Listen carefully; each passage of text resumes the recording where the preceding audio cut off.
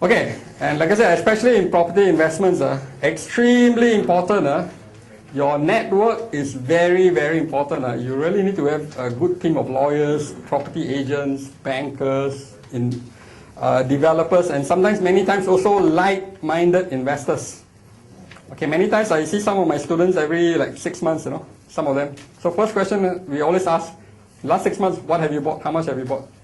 Now the question changed already. How much bank borrowings have you increased in the last 6 months?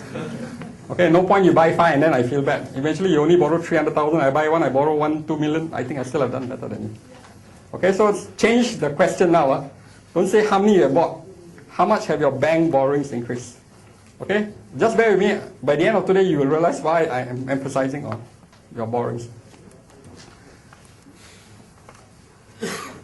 Okay, third principle is earn or make as much money as you can, as fast as you can.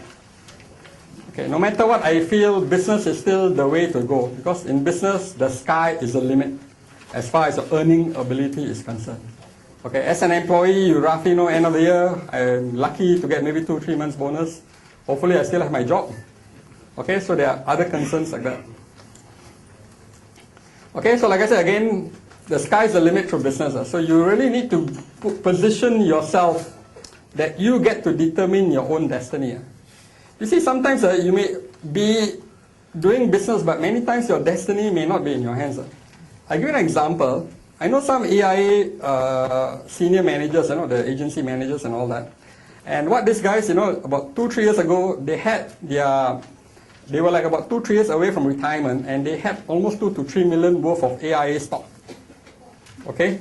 So when you have 2 or 3 million of AIA stocks, what do? Whatever money you earn, there's a tendency to spend it all right. Because you think the AIA stock, is a solid blue chip company. So worst case scenario, when I retire, even though I don't have any saving of my own, I can sell all the shares, I get something back. So can you imagine, $2 or $3 million AIA stock? Today it is about 50,000 around there. And you are 2 or 3 years away from retirement. So what's going to happen to you?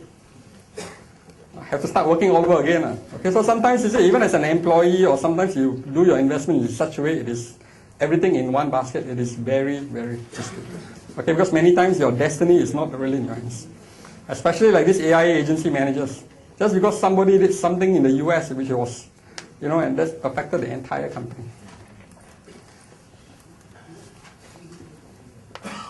Okay, and personally I feel, in business you don't really need a degree.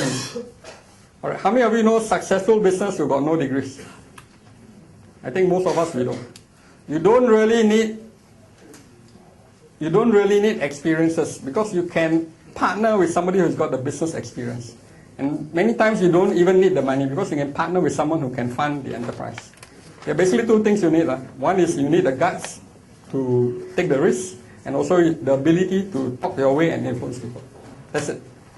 Okay, of course in business, the risks are high, but on the other side of the coin, so are the rewards. Okay, because if you do a business and you can make $1 million in the next 2 or 3 years, do you think your life is going to be the same or different? Okay, forever it will no longer be the same, because that $1 million allows you to do many, many things in life. Okay, especially when investments are concerned. Okay, and another reason why you want to have an unlimited earning potential is simply because of this. When it comes to investments, you can actually take greater risks in life. Okay, give you an example. Say we have a civil servant earning 5,000 a month, and I have a salesman whose average commission, okay, say 100% commission, average commission is 5,000 a month. Who can take greater risks as far as investments are concerned? Is it the civil servant or the salesman? Civil servant can take greater risk in investments, sorry. I repeat, say you got civil servant earning 5,000 a month average income, and you have a salesman 100% commission can average about 5,000 a month. Okay, the answer is not the civil servant, it is a salesman. Okay, give you an example. Say both of them went to the stock market and they lost $10,000. The civil servant is going to need time to recover the loss. Okay, whereas a salesman, all he knows, okay, maybe I just work an hour or 2 a day longer, close a few more deals, I can easily cover back that $10,000 loss. Okay, because many times you want to be in a position where you can take greater risk in life, because if that $10,000 you're prepared to lose, say you make $30,000, $40,000, $50,000. That allows you to do many things later in life. Okay, whereas a civil servant, he can't take that much risk because he needs time to recover the loss. Okay, that's why the answer is not the civil servant, it's actually the salesman. That's why you want to be in a position where your earning ability is unlimited. Okay, but then when it comes to investments, you can actually afford to take greater risks in life. Okay, am I making sense or not? Okay? Okay, so young people, my suggestion is this. Young, I mean 30, 35 and less. Don't really waste so much of your time, energy and effort on trying on investments. You focus your energy, time and effort on earning money. Okay, because for you to earn from 5,000 a month to 10,000 a month to 15,000 a month, it is doable. Okay, whereas your capital is so little and you try to double or triple it, it is not doable. Okay, it can be done, but it's not easy. You only focus on investments once you got more money that can, when you do investment, it really can make a big difference. All right, so important, you must focus the right thing at the right time in your life. Okay, and this is typically what most people's life cycle will look like. Okay, just imagine this is an aeroplane. You are at the runway now, you will be picking up speed, right? Then you take off, right? And then you are cruising towards your destination, right? So your life cycle is something like this. Okay, at the bottom is what I call the early years, which is basically your focus should be on learning and earning. Okay, not so much investments at this point in life.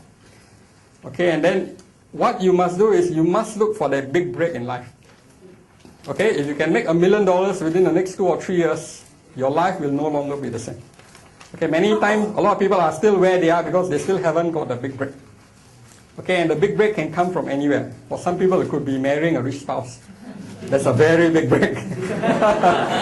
Okay, or doing business, or it can come from anywhere. All right.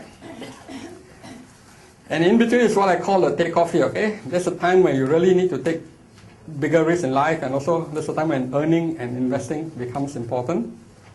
And at the top here, okay, you are no more concerned with making your money grow because you're already approaching retirement or already retired.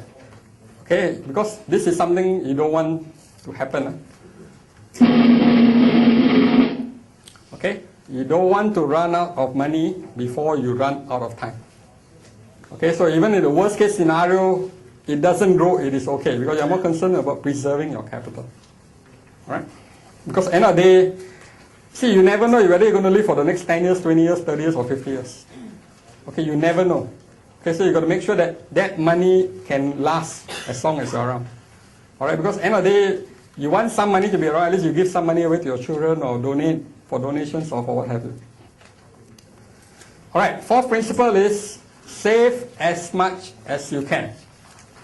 Okay, now a lot of financial books says you must save at least minimum 10%. And I've met many people, you know what they do? They save 10% and they spend 90%. Okay, that is the wrong thing to do. If you can save 20, 30, 40, 50% of your income, you should do it. Okay, it doesn't mean 10% means that's it. Okay, if you can save more, by all means, you should do it. Okay, and again, I won't really emphasize so much on savings because there's really nothing much you can do. Let me explain. Let's say, for example, your income is 5,000 a month. Okay, say your expenses are about 4K a month. So you're saving about 1K a month, right? Alright? Now, how much can you do without affecting your existing lifestyle? Can you bring this down to 2K? Possible or not? Okay, but really you have to really maybe stay in a squatter house and things like that. Okay, but without really affecting your lifestyle, there's really nothing much you can do. Maybe 5-10%, that's it. Okay, so what you can do over here is in a way limited. But instead of focusing so much time on trying to save money, what you should do, focus your time on making more money. Because for you to go from 5K to 10K to 15K, it is not that difficult. It is, like I said, doable. Okay, and of course, when you earn more, don't go and spend more.